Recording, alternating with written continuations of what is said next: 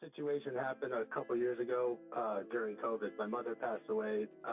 She was actually killed by her new husband. Oh my gosh, Man. Yeah, they were both in their late 70s, and they left me with quite a bit of money. So I never made more than about 85 grand a year, and then was left with a couple $1 million.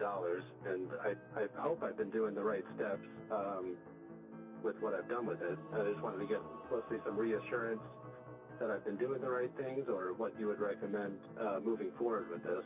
Oh my gosh. How have you navigated the last few years with the loss of your mom? The first year wasn't too well. Kind of went backwards probably a little bit, and then I got a couple kids, and I tried to get myself together and be better for my kids, and I think I've been doing pretty well the last 2 years. How old are you, John? 36. Okay. And I assume the husband's been put in jail? No, he killed himself afterwards. Oh. Yeah. In our house that we grew up in. Oh, I'm so sorry.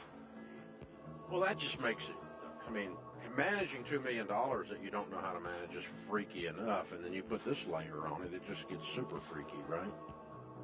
Yeah, it's a little more than that.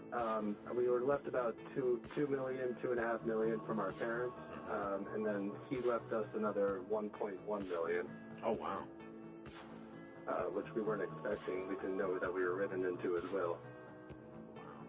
Does that money feel weird, or are you happy to spend it? I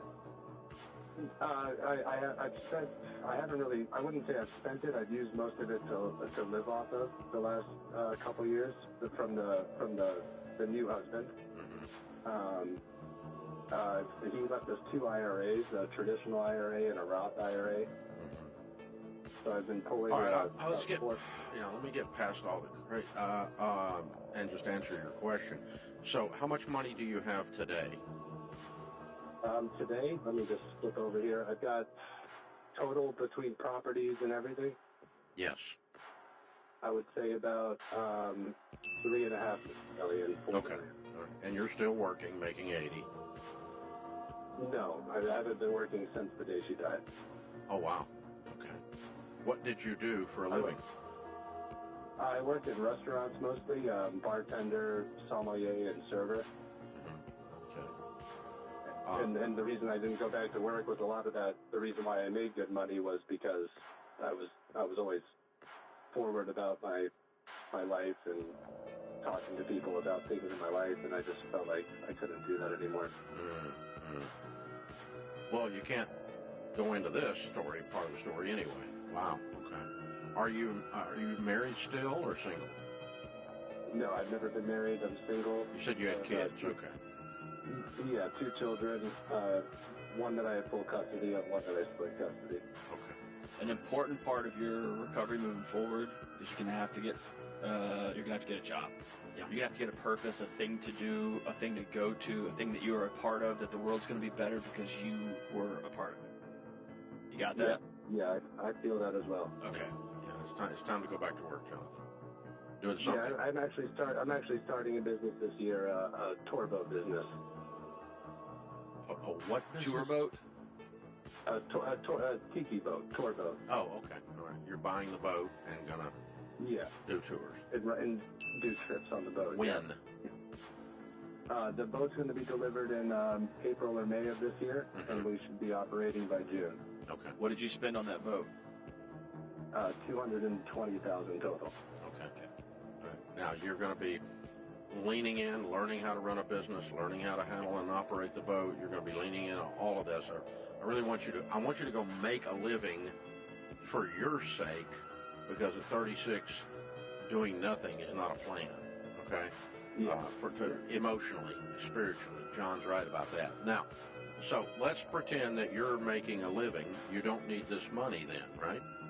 So now we just need to invest this money well. Yes. Okay. Jonathan, I buy 2 things for investments.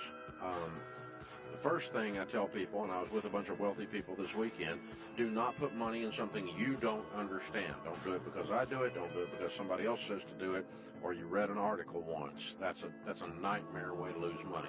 Put money in something you understand. Now, that may mean you need to go to school a little bit by sitting with an investment advisor and letting them teach you. But I buy real estate that I pay cash for because I like the real estate business. I've done that already. Okay. And I buy mutual funds. And that's all I buy. Okay. I've got about total about 1.8 million in real estate. Okay. And it's making money, right? I have one house that's going to be worth about 1.2 million, and I'm planning on renting that. Mm-hmm. Gonna be. When? Why is it not worth that now? It's about to be finished being built, and I think in March or April of this year it'll be done. Okay. All right. So you're going to have and then I have another rental house, and then I have the house I live in. Okay. That's fine. Great. Now manage those to where they make a good return on the amount of money you have tied up in them. Follow for your daily dose of finance.